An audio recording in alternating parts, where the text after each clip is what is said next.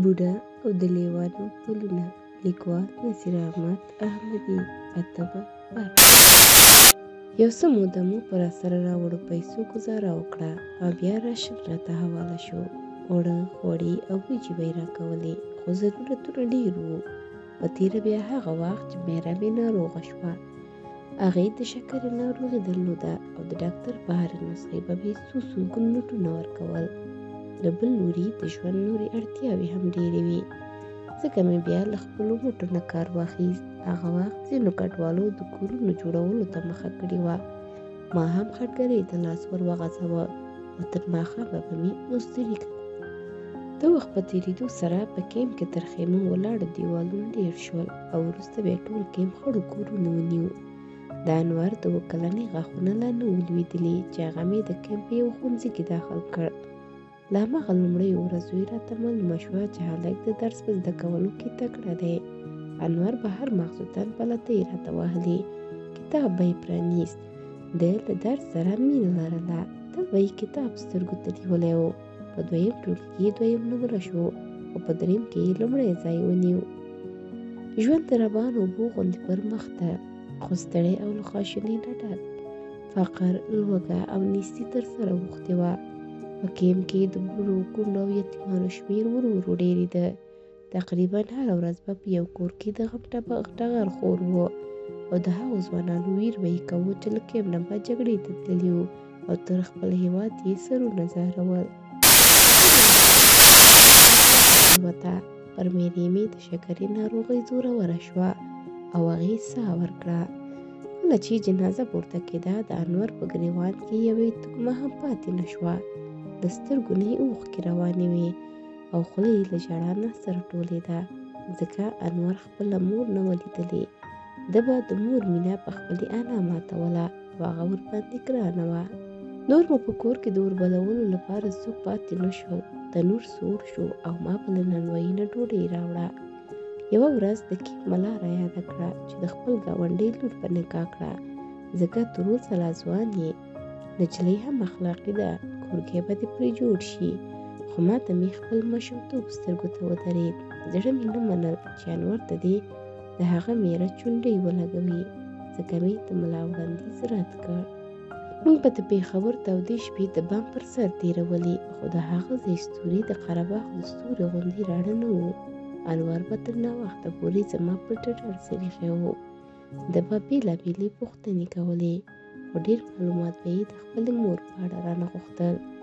مور مې څه ډول څېره درلوده، څنګه جامې یې خوښېدې، د بازاره دې څه شی ورته راوړل، مور مې له تا خوشحاله وه.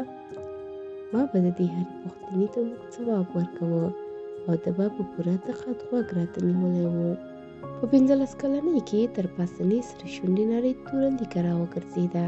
د هغه وخت په 9م ټولګي کې و. ښکلې او نرۍ ځواني یې درلوده او څېره یې له شیرینو نه وړې وه.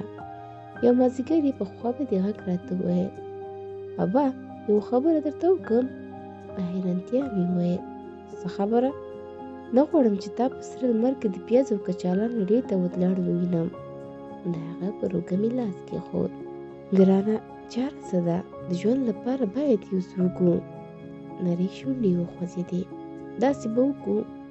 هلک غلی شو. ما وویل، څه به وکړو؟ ګوره ابا، زه به د انګریزي کورس وخت له ماښامه سهار ته راوړم او کله چې غرمه له مکتبه راغلم نو ته به کور ته ځې، ریډۍ ته به زه درېږم، ښه نه ده؟ نه زویه، تر څو چې زما لاس او پښې چلېږي تا به هېڅکله لمر ته ورنه کړم. ته باید خپل درس ووایې. خو انور تر ډېره پر خپله خبره ټینګ و. ما ته یې خوا بدېده، خو زه د هغه لپاره د سختیو تېرولو څه ان تر خپل ژوند هم تېر وم. دی زما د زړه ټوټه او د شیرینو یادګار و. هغه سختو ته ورکولی شوای. بوډا غلی شو. ما ته یې وکتل او شونډې یې خندنۍ شوې لکه چې غوږونه مې در وخوړل. مې وویل، نه، دا زما غوښتنه ده چې ته خپل ژوند کیسه راته وکړې. وروسته مې په خندا زیاته کړه، تر څو چې د ټوله کیسه نه وي راته ویلي کله به دې هم پرېږدم. بوډا له خندا شین شو. زړور سړی. وروسته یې ورو ورو خپله سره راټوله شوه. ویې ویل، ما ته هم ښه ده، غم به مې یو څه سپک شي، ځکه ما تر اوسه د خپل ژوند سختې چاته نه دي ویلي. تا زما خبرو ته غوږ ونیو، مینه دې ورسره وښوده او په اورېدو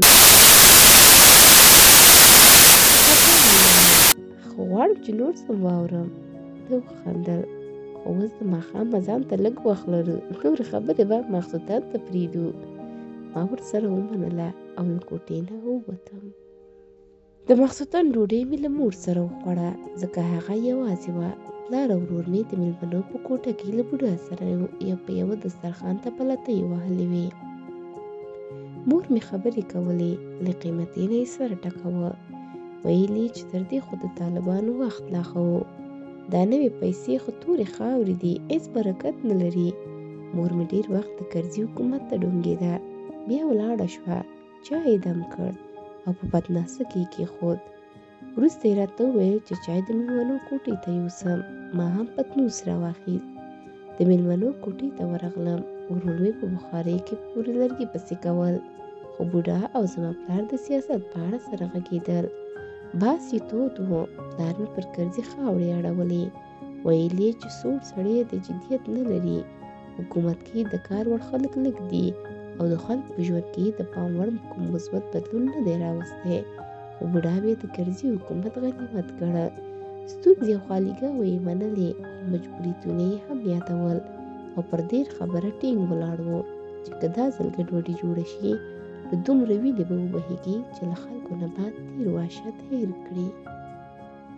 د دوی خبرې ډېرې اوږدې شوې. اخر مې بوډا ته سترګه ټینګه کړه. دی موسک شو او د سارا ګشت په پلمله کوټې ووت. پلار مې هم ګړۍ ته وکتل، پښې یې ور ټولې کړې او له کوچني ورور سره مې یو ځای کور ته روان شو. ما په چای جوش کې پاتې چای پر بخارۍ کېښود او د بوډا د راتګ په تمه کېناستم. بوډا ډېر څه ونه کړ. کله چې پر دروازه راننوت په خندا یې وویل: بل رنګه نه وډارېدل. هو، خو ته څنګه پر خپل قول ولاړې که خوب درځي؟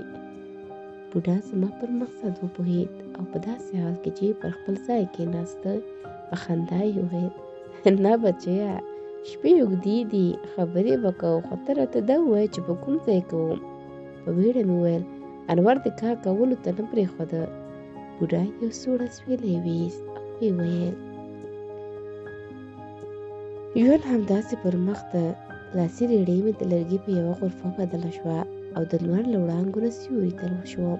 بیا مې د کیمپ په بازار کې یو دوکانګی په کرایه ونیو او خوراکي شیان مې پکې واچول.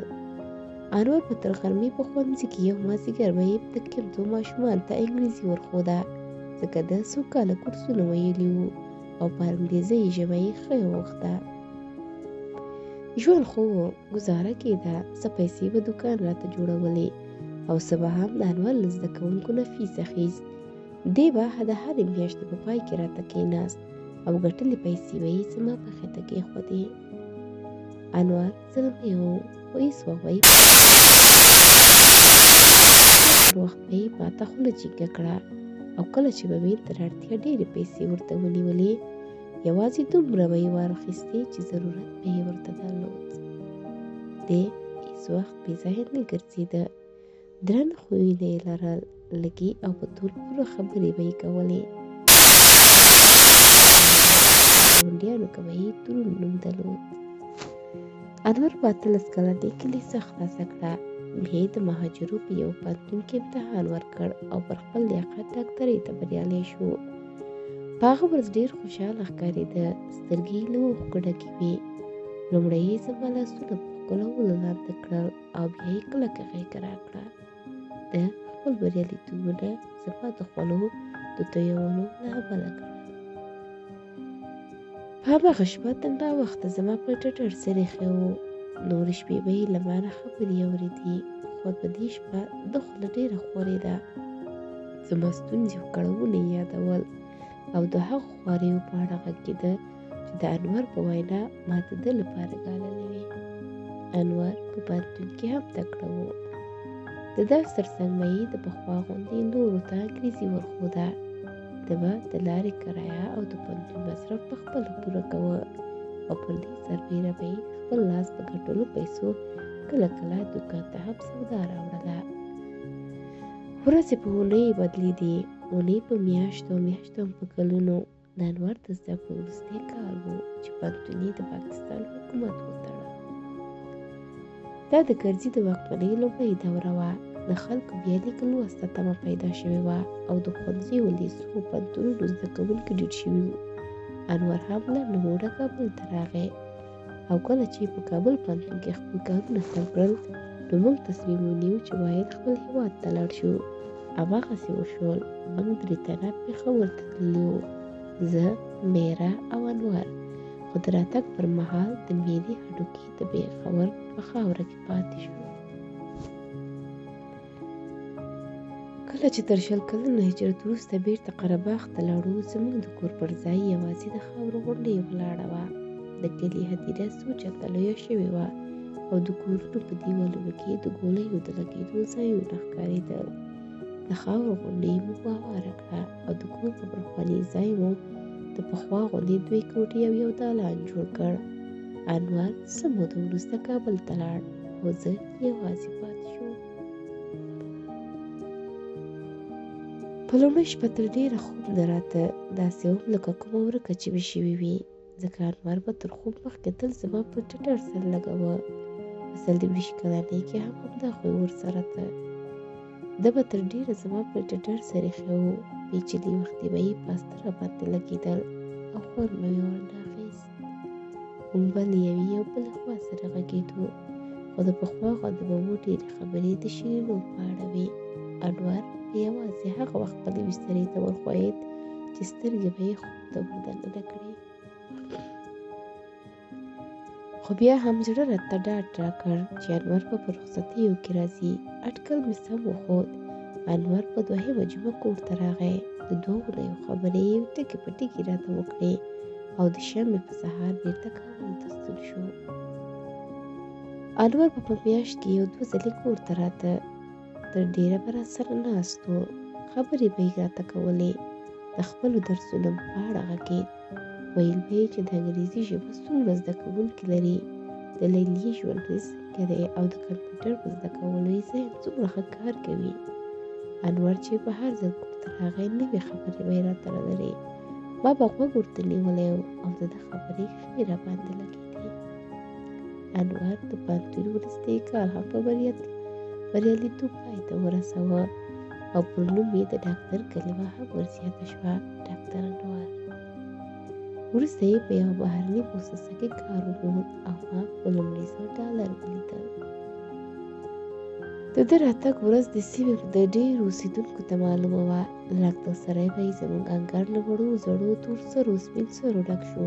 چا به ټوخل، ځینو به په خپلو ملاو ته لاسونه نیولي وو او یو شمېر نورو به په خپلو معدو نه شکایت لرود. انور به ورین ته لیدو یې کتل، نسخې به یې ورته لیکلې او ما به په ده ویاړ کوه. زه نور هغه پخوانی خوار مالک نه وم چې چا به په پول نه راکوه. خلکو اوس د ډاکټر انور پلار وللم او په سیمه کې به د عزت په سترګه راته کتل. زوی هم زما و، پیسې هم زما وې، هېچا 1 روپۍ هم رانه نه غوښته، خو خلکو درناوی راته کوه او لاس په نامه راته ولاړ وو. خو زه پوهېدم چې هماغه پخوانی مالک یم. پخوا خو مې لا د خلکو خدمت کوه، کاریزونه مې کیندل، پخڅې به مې وهلې او دهقاني مې کوله. خو اوس غوړ بریتونه ګرځېدم، دوی ما ته نه بلکې زما شتو ثروت ته مات وو. ځکه به مې د دوی ښکته پورته کېدو نه خوند نه اخیست. ما یوازې له خپل زوی سره مینه درلوده. هغه راباندې ګران و او د ده مینه له هر راز ککړتیا نه پاکه راته ښکارېده. زه هم پر ده ګران وم. خپل کړګوتي ویښته به یې زما په ټټر ایښودل، کیسې به یې راته کولې او په دفتر کې به یې له خپل پرمختګ نه خبرولم. بوډا غلی شو. په بیړه مې وویل بیا؟ پرته له دې چې راته وګوري یو سوړ اسویلی یې ویست او ورو یې ویل. خو انور یودم بدل شو. که څه هم دی د پخوا غوندې کور ته راته، خو څېره یې به یې نیولې غوندې وه. دې خواشینی ښکارېده او زما له ټټر نه به یې خپل سر ژر پورته کوه. نور یې د پخوا غوندې نه خندل. زما پوښتنو ته به یې لنډ ځوابونه ورکول. د ناروغانو لیدو ته یې زړه نه ښه کوه او تل به په فکر کې ډوب و. ده نه خوراک درلود او نه هم خوب. کله چې به ما د خواشینۍ علت ورنه پوه نو په دروغجنه خندا به یې د خپلې ستړیاو د کارونو د ډېرېدو خبره رامخته کړه. زما زړه ته نه لوېده، ځکه انور داسې څوک نه و چې د کاره ستړی شي. آخر یوه ورځ د ده خواشینۍ په راز وپوهېدم. یو ماسپښین کوټې ته ورننوتم. انور کتاب سترګو ته نیولی و. دی دومره په فکر کې ډوب و چې زما پر ورتګ هم خبر نه شو. کله چې تر څنګ تېرېدم نو ناڅاپه مې بدن جګ شو. انور کتاب ته نه کتل، بلکې دی په کتاب کې ایښې د یوې نجلۍ عکس ته وچې سترګې نیولې وې. انور په اوږه مې لاس کېښود. دی یو ټکان وخوړ او په بیړه یې د کتاب پاڼې سره وروستی یو نظر را وکتل. رنګ یې ژېړ او غټې سترګې یې تکې سرې ښکارېدې. ورو یې وویل: څوک ده؟ دی وارخطا شو، خپلې پښې ور ټولې کړې. غوښتل یې چې ولاړ شي، خو ما تر لاس ونیو او په خندا مې وویل: در باندې ګرانه ده. بغور یې سره شو، سر یې وځړېد، خو څه یې ونه ویل. ما زیاته کړه: ګوره زویه، مینه ګناه نه ده، خو زه ستا پلار یم، باید پوه شم چې تا څوک خوښه کړې، دا نجلۍ څوک ده او څنګه دې ورسره وپېژندل؟ په وارخطا یې وویل: سویتا نومېږي، په یو سیمینار کې مې ورسره وپېژندل، دا له منځني طب نه فارغه ده. په خندا مې وویل: سویتا، څه عجیب نوم دی. په شرمېدلي غږ یې شونډې وخوځېدې. ښه نجلۍ ده، مور او پلار یې درانه خلک دي. پلار یې څه کاره دی؟ پلار یې انجینر دی او مینګې هم مور یې هم معلمي کوي. دوی یوازې همدا یوه لور لري. یوه شېبه غلی وم. بیا مې کتاب ته لاس ور وغځاوه، خو انور پر کتاب ګوتې ټینګې کړې او په شرمېدلي غږ یې ویل: ابا، لولم یې. ما وخندل: پوهېږم زویه، تر اوسه دې هم کتاب په لوستلو بوخت وې. یوه شېبه یې راته وکتل. پر پراخ تندي یې د خولو څاڅکي پراته وو. شونډې یې یوې خوږې مسکا بدرګه کړې او په بیړه له کوټې ووت. عکس مې واخیست. یوه نجلۍ وه چې له تور پوړني نه یې ژېړ ویښته راوتلي وو. دې شنې سترګې درلودې او څېره یې تر ډېره انګریزانو ته ورته وه. یوه لحظه فکر په مخه کړم، وروسته مې په زړه کې راتېره شوه: هلک مین دی، راځه زړه یې مه ور ماتوه. بوډا غلی شو، ما ته یې وکتل او په خندا یې ویل: څنګه، ته خو به مین نه یې؟ ما وخندل: نه، تر اوسه لا نه. ده وویل: ښه ده زویه، خپل دردونه دې وایه. که دې په چا زړه بایلود، بیا به په دنیا کارونه دنده پاتې وي، ځکه مینه عجب درد لري، یو سوځونکی درد، داسې یو درد چې انسان د اوسپنې غوندې وینه کوي. مین نه خپل لري نه پردی، هېڅوک به هم نه پېژني. دی یوازې خدای ته ژاړي او له هغه نه خپله مینه غواړي. زه هم مین وم، ما نه د خدای داد ځمکه ومنله او نه هم د کلاو پیسې. زما لړمون یوازې د پلار په غږ سړېده. په یو خړ سهار مې ژوند را بدل کړ. شیرینو په لیدو مې پر زړه د مینې اوبه تېرې شوې او د غږ په نوم یې څه نه پرېښودل. اوس انور مین و، بله چاره نه وه او ښه مې دا وګڼل چې د ده خوښې ته غاړه کېږدم. میاشت لا نه وه وتلې چې د انور له خوا یو لیک راورسېد. لیکلي وو چې د نجلۍ له کورنۍ سره غږېدلی او له ما نه یې غوښتنه کړې چې کابل ته ورشم. ما هم په دویمه ورځ د کابل په لور حرکت وکړ. تر 4 ساعته مزل وروسته په کوټې څنګه کې ښکته شوم. انور ته مې له یوه هوټله تلیفون وکړ. 1/2 ساعت لا نه و وتلی چې انور راغی. ده خړ وزمه دریشي اغوستې وه، پیچلي ویښته یې پر تندي پراته وو او ږیره یې تر پخوا لنډه ښکارېده. هغه کلکه غېږه راکړه. وروسته له هوټله ښکته شو او په یوه ټکسي کې کېناستو. بله لاره د خلکو ګڼې ګوڼې ته حیران شوم. له موټرو لار نه کېده او د سړکونو پر غاړو نوې ودانۍ مخ په جوړېدو وې. ځکه ما له عسکرۍ وروسته بیا کابل نه و لیدلی. هغه وخت دومره بیروبار نه و، سړکونه تش ښکارېدل او په څو دقیقو کې دې یوازې یو د موټر تر څنګ تېر شول. خو اوس خلک داسې سره خوځېدل لکه د سرو بمبو خالي ته چې لرګي ورنږدې کړې. انور د کابل په تایبلي کې د یو مارکېټ په سر کوټه کرایه کړې وه.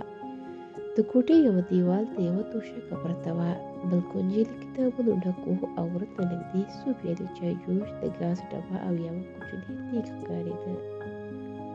انور چایجوش پر ګازو کېښود، شېبه وروسته مو چای سوړ کړ او بیا د ده په غوښتنه د باندې ووتو.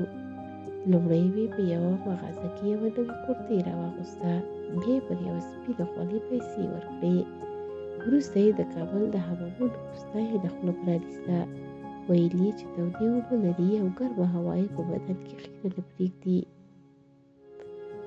په پای کې یې رایاده کړه چې دواړه به حمام ته لاړ شو.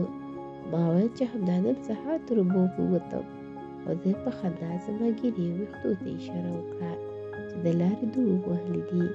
د انور په ټینګار حمام ته لاړم، خو تر ځان پرېمنځلو دمخه یې سلمانۍ پر څوکۍ کېنولم او سړي ته یې ویل چې د سر ویښته او ګیره یې ور وړه کړه.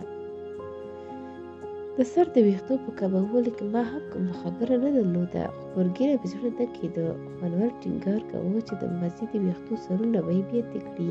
اخر راباندې زورور شو او شېبه وروسته مې له سر او ګیرې ګډوډ تور او سپین ویښته توی شول. زه هم ګیره تر بوټي ووته او په لاسونه برابره وه، خو بیا هم مې د ګناه احساس کاوه. تر هغه وروسته نوموړی حمام ته ورننوتم. حمام تود و، خو له ناپاکۍ او بدبویۍ نه یې ټیکه نه کېده. کله چې له حمامه راووتم نو د انور په غوښتنه په یوه هوټل ته ننوتو. هلته پر پلاستیکي څوکیو کېناستو. هوټلي راغی او انور د 2 خوراکو کباب فرمایش ورکړ، خو د ډوډۍ د خوړلو پر وخت مې د سوالګر له لاسه ګوله نه تېرېده. په 10 دقیقو کې به تر 10 ډېرې ښځې، ماشومان او سپین ږیري راته درېدلي وو.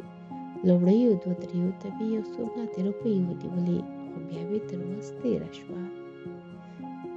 ماسپښین غذا انور ته یو ټلیفون راغی. دی تر سلام وروسته یوه شېبه غلی شو، بیا یې یو دم وخندل او ویې ویل: او راغلی دی، مازدیګر خواته درځو. کله چې یې ټلیفون ته ځواب ورکړ ما ته یې وکتل. په سترګو کې یې د شرم نښې ښکاره شوې. بیا مخامخ راته کېناست، زما پر زنګنو یې لاسونه کېښودل او په زړېدلي سر یې ویل: ابا ته پوهېږې چې ما د څه لپاره غوښتی؟ ما وخندل: هو زویه پوهېږم. شونډې یې وخوځېدې. ما په وارخطا غږ ورته لیکلي وویل. په خبره کې ور ولوېدم چې د سویتا له کورنۍ سره غږېدلی. نه وخندل، ور ولاړ شو، د ورسې تر څنګ ودرېد او په داسې حال کې لاندې سړک ته یې وکتل. ویل یې: ځکه مې راوغوښتې چې نجلۍ ووینې او له مور او پلار سره خبرې وکړې. ولاړ شوم. د انور په اوږه مې لاس کېښود او ومې ویل: سمه ده، ځه چې څه ستا خوښه وي هماغسې به وشي. مخ یې راواړوه، سترګې یې له اوښکو ډکې شوې. لومړی یې زما پر لاس شونډې کېښودې او بیا یې کلکه غېږه راکړه. د تګ په وخت کې یې په خواره خوله د پټکي د لرې کولو راته وویل.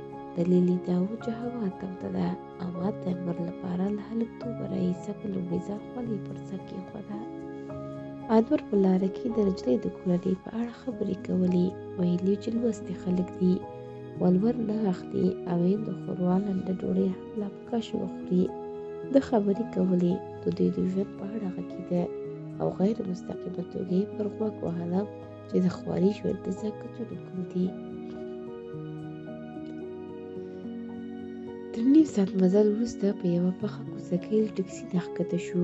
انور وویل چې دا نوی ښار دی، دلته ګورونه ګران دي او د ښار په دې برخه کې یوازې شتمن خلک ژوند کوي. بیا د یو کور دروازې ته ودرېدو. انور پر زنګ ګوته ټینګه کړه او شېبه وروسته یو په ټیټ کونه او ږیره خریلي سړی ښه راغلاست راته وویل. کله چې سړی مخته شو انور غوږ ته خوله راټینګه کړه: انجینر صاحب دی. موږ هم په سړي پسې ګامونه واخیستل. کور یې منزله و، خو پاک او ښکلی، په دیوالونو پورې یې ښویه تیږې سریښ وې او د انګړ تر چمنې سره ګلان راته وو. شېبه وروسته یوې پراخې کوټې ته ورننوتو. زه او انور پر پستو کوچونو کېناستو، خو کله چې مې په انجینر پسې سترګې وغړولې د کوټې وتلی و.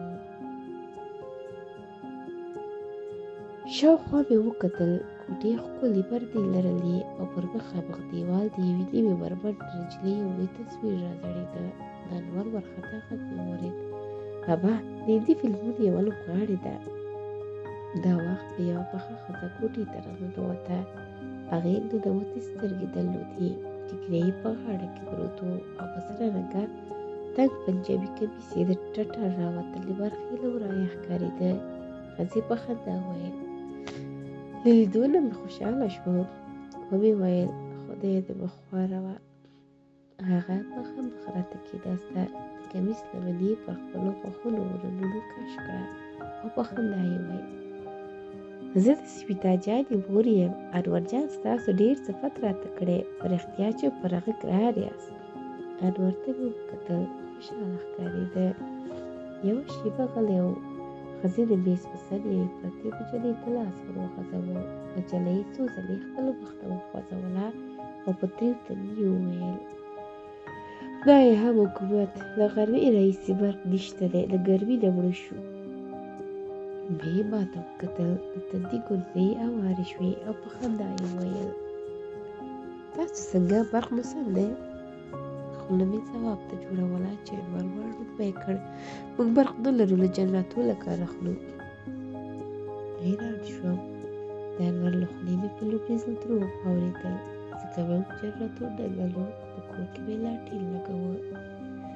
ښځې وخندل: تلویزیون چالونه ولی شئ؟ انور یو ځل بیا دروغ ویل: هو، برق قوي دی. ما ورته وکتل، ګومورې سره شول. دا وخت انجینر کوټې ته راننوت. هغه د خپلې ښځې په تر څنګ کېناست. ما ته یې وکتل، موسک شو او پرته له دې چې څه ووایي د میز له سره یو کتاب ور واخیست او سترګو ته یې ونیو. ښځه ولاړه شوه او په خندا یې ویل: بښنه غواړم. له ده سره له کوټې ووته. څو شېبه لنډ وروسته بېرته یوې سرتورې د نجلۍ سره کوټې ته راغله. ښځه پر خپل ځای کېناسته او نجلۍ له مېوې نه ډک غوریز راوبخته پر میز کېښود. وروسته یې یوه خوږه مسکا وکړه او له نریو شونډو یې سلام ټکی راویست. ښځې وخندل: سویتا جانه ده. نجلۍ د خپلې مور تر څنګ کېناسته او سر یې وځړېد. لورکۍ مېلمنو ته مېوه نه ږدي؟ د هغې په سپینو مغورو کې سرخي ښکارېده.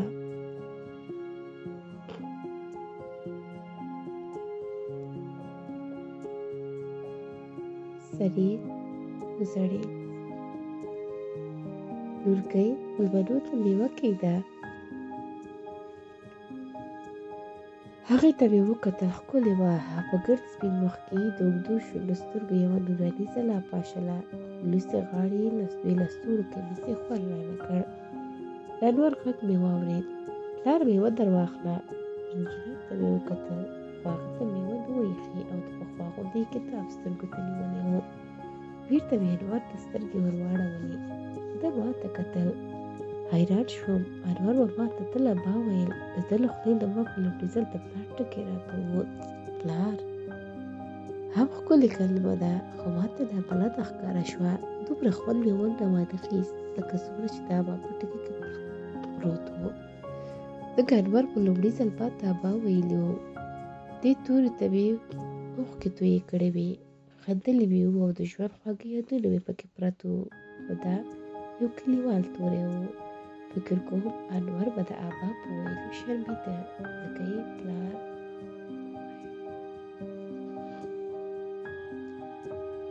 بوډا وټوخل. بیا یې ټوخي زور ونیو او ولاړ شو. د ورسې پله یې خلاصه کړه، لاړې یې تو کړې او په داسې حال کې چې پله یې بېرته پورته کوله ویې ویل: ما وبخښه. وروسته یې خپله کیسه پسې وغځوله. موږ تر ناوخته پورې خبرې وکړې، خو کله چې د کوژدې موضوع رامنځته شوه، نجلۍ په زړېدلي سر له کوټې نه ووته.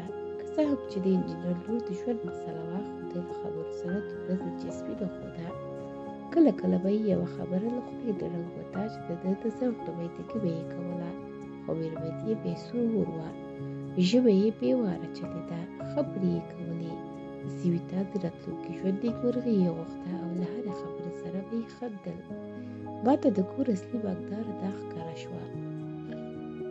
آخر مې د مازدیګر لمانځه ته جاینماز وغوړاوه، خو دې لا خبرې کولې. این غور هم لمونځ ونه کړ. مخصوصن ناوخته انجینر له کوره راووتو. د رومي سړک دواړه غلي وو. نه پوهېږم چې انور به څه فکرونه وهل، خو زما پر دې کور زړه نه ونه لګېد او د کورنۍ غړي به یې دوباره راته ښکاره شول. کله چې په ټکسي کې کېناستو، انور په خواره خوله وویل: ابا څه پکې وایې؟ هغه ته مې وکتل. د مخامخ را روان موټر شین رڼاړۍ سینه روښانه کړې وه. ورو مې وویل: ګوره زویه، فکر نه کوې چې موږ او دوی ډېر سره لري یو؟ انور یوه شېبه غلی و، بیا یې په مړاوي غږ وویل: ابا دا سمه ده چې یو څه آزاد خلک دي، خو خالي ژوند دی، په زړونو کې بیا څه نه لري، هسې جامې یې یو څه. خبره کې ور ولوېدم، خو ما ته یې خوند را نه کړ. کوژدله درک نه لري، خو نجلۍ بیا نېغه راسره ناسته وه. دی غلی و. ما زیاته کړه: ګوره زویه، زما یوه خبره ومنه. پخواني خلک وایي کلاله وکه خپله سیاله وکه. په کلي کې چې دې په هر نجلۍ لاس کېښود له ما یې وغواړه، خو تر دې تېر شه. انور ځواب را نه کړ. ما هم نور څه ونه ویل او پاتې لار دواړه غلي وو.